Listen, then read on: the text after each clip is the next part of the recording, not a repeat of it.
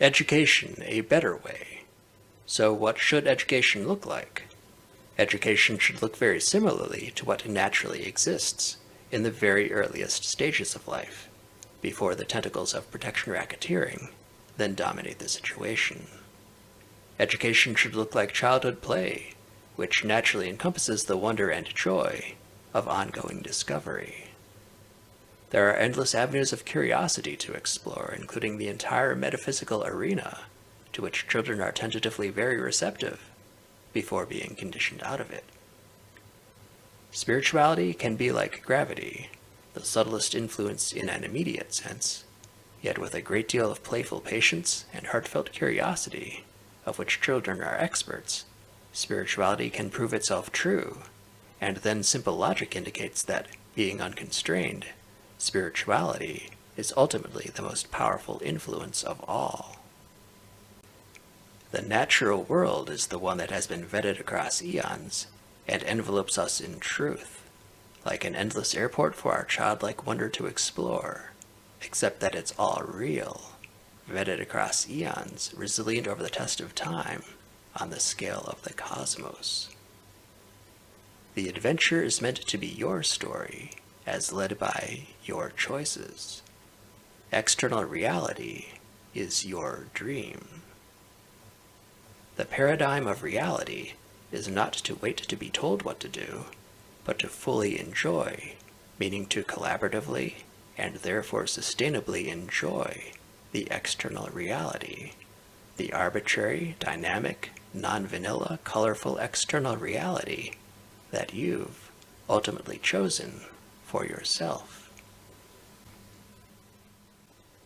There are no hardships in the long run that do not amount to lessons and progress. Death itself is just a voluntary transition to another state of existence. So ultimately there's nothing to fear, and everything to collaboratively enjoy. So go ahead and enjoy it. External reality is not objectively real, but is extremely meaningful as the venue for your soul's growth. There is not just one instance of yourself, or one instance of anyone else, but essentially infinite instances of everyone along continuously splitting timelines. So along the particular path of timelines that you are continuously choosing, everything appears solitary and linear, but the path of timelines itself is your ongoing arbitrary selection from essentially infinite possibilities. The observer side of your experience can be conceptualized as your consciousness, and the projection side of your experience can be conceptualized as your subconsciousness. Your preferences, your love, are internally driving you forward, while your hope, which is genuine confidence in external love, is externally motivating you. Either way, there's only love. So does it matter whether it's internal or external?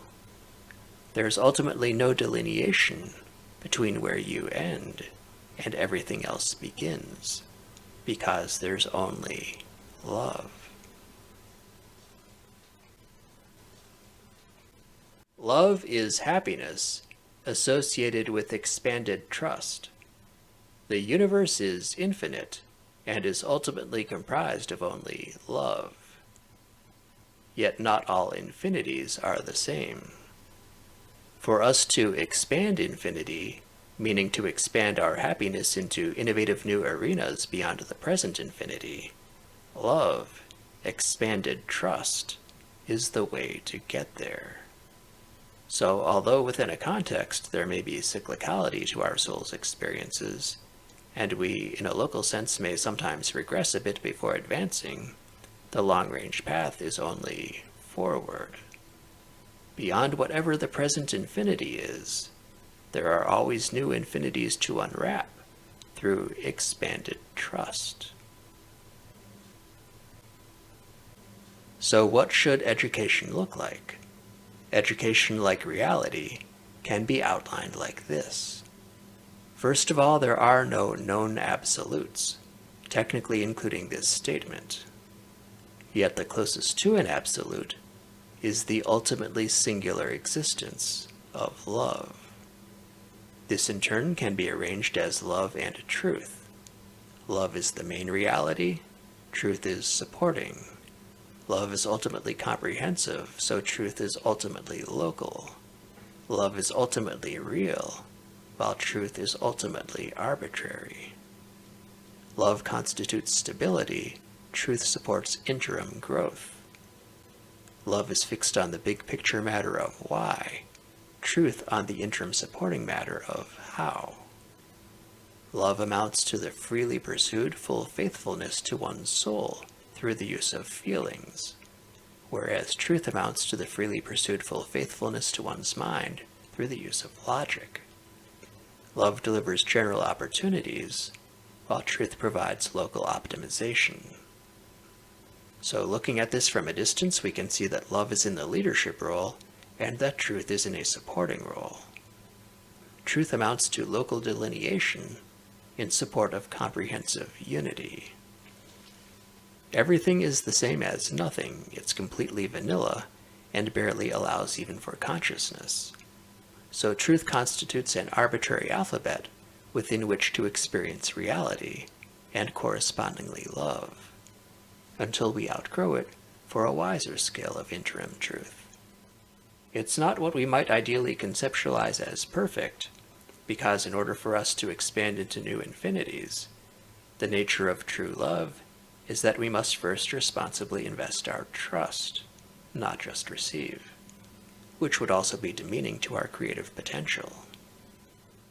Let's compact this information. Love is about answering why and attaining real soulful advancement through our feelings, while truth is about answering how to offer interim organizational advancement through logic.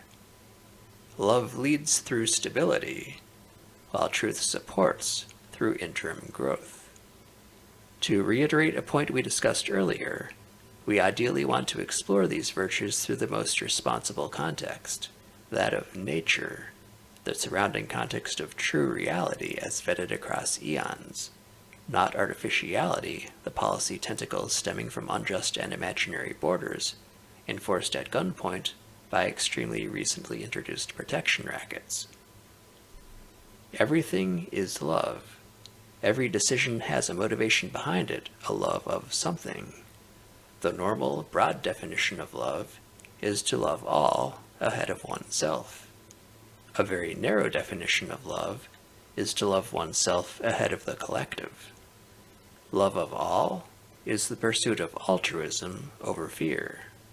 Love of self is the pursuit of greed over fear. From this point alone, we can see that the financial market paradigm of greed versus fear implies a narrow rather than broad definition of love, and that a more responsible paradigm would obviously be the pursuit of altruism rather than greed over fear. Love of all targets a destiny of diversity, while pure love of self targets a destiny of singularity. The inevitable destiny of relentless love of all diversity is the infinitization of the universe, while the inevitable destiny of relentless love of self-singularity is the elimination of the universe, because without others there are no moving parts to constitute an external reality. It seizes up like an engine without oil, like a vanilla wall. So love of all, correlating with the love near the top of the page, is perpetual, while love of self is terminal. While everything has its role in the grand scheme, we of course want to be primarily focused upon an avenue that reliably moves us forward, rather than constitutes a dead end. Let's turn to truth. The simple matter is to discern what is true from what is false.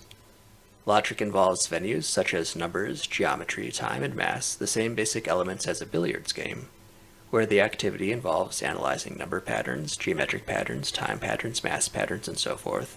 In short, pattern recognition. Yet the premise of pattern recognition is a context of emotional neutrality.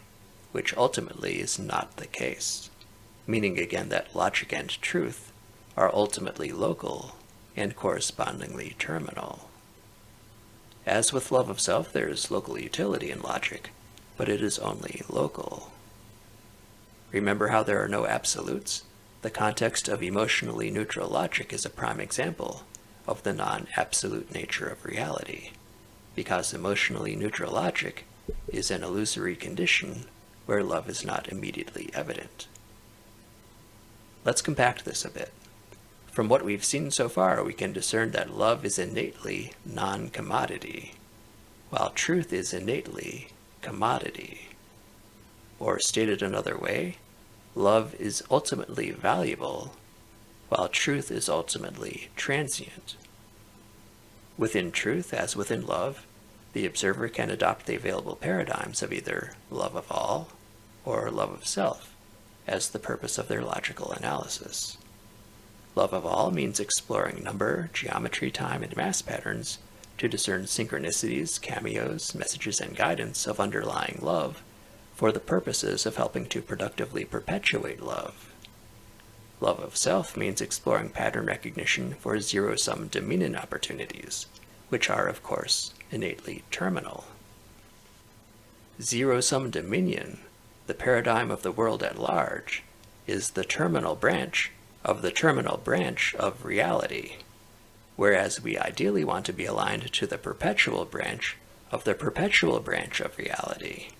We want to get from maximum transience to maximum value. What good is transience if we are not aligned to the natural timescales of eons? What value is a profitable 5-year payback spent chipping away at Gaia's health? And for goodness sakes, why would we put protection rackets who are responsible for the environmental crisis in the first place as administrators of Gaia's health moving forward? If a protection racket actually cared about the truth, it would cease to exist. But they still are here, meaning that their credibility is not. Friendship, collaboration, and cooperation are wonderful. They are the path forward.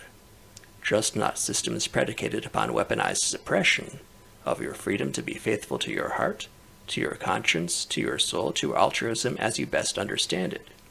And if someone could benefit from a lesson in altruism, the way to teach them is through the convenience of an example, not the inconvenience and hypocrisy of a weapon in their face.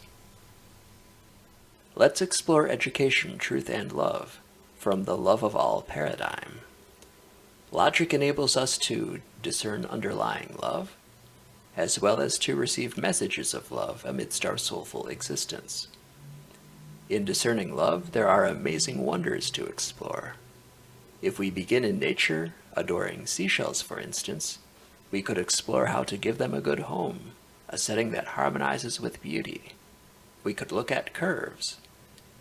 Pi is equal to half the length of a circle relative to its radius.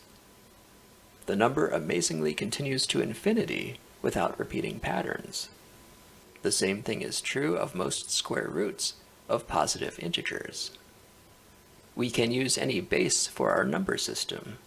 We don't need to move to a second digit at 10. We could use a number system that instead goes to a second digit at 3, 7, 19, anything. Yet tend to make sense, as we'll see in a moment.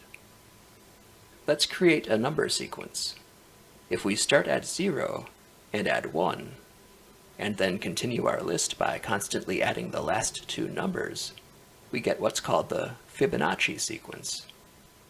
When we divide each number in the Fibonacci sequence by the prior number, the ratio converges at phi, also known as the golden ratio.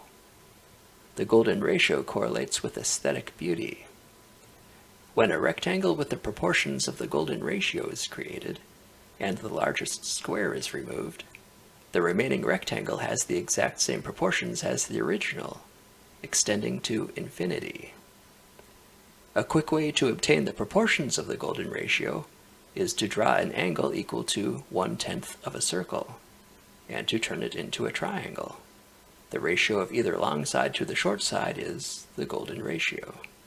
Consistently with triangles being three-sided, if we increase the angle threefold, the golden ratio emerges again, this time as the ratio of the long side to either of the shorter sides. If we continue this pattern to a full revolution, we would get a pentagram within a pentagon, with many instances of the golden ratio. Just following our curiosity and trying to let the geometry speak, we could place a straight edge or a compass between 2 points and create many beautiful forms. We could line up pentagons side by side and then connect them three-dimensionally, such that 12 of them form a dodecahedron. There are endless ways that we could explore the wonders of math. All of the terms on the screen are known to be linked to one another, but a simple, elegant expression between all of them remains extremely difficult to directly discern. Yet it's not important. Truth and logic are only ever local. The point is that there is clearly higher wisdom, clearly love, shining through the math, and love is what is truly lasting. We talked about discerning underlying love. The other key constructive altruistic way of using logic is to discern messages. When events take place in our life, and we look at the clock, are there messages in the numbers? There can be if we start paying attention to them. Is improbable timing taking place with how events happen to align? There ultimately are no coincidences. Are you detecting omens, guidance as to what you should do? If omens are important enough to heed when making major life decisions like marriage, why wouldn't they be advantageous in helping to advise less crucial decisions as well? The universe is ultimately comprised of love.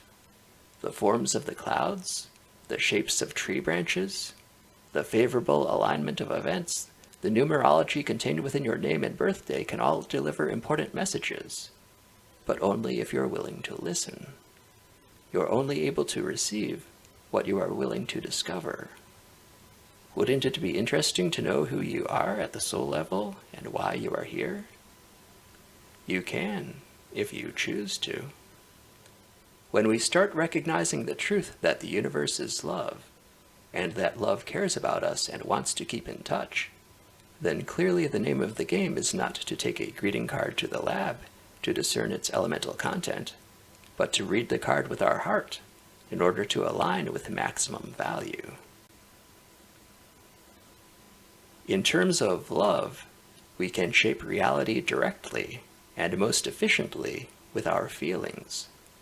Belief creates reality, as with the placebo effect and the law of attraction.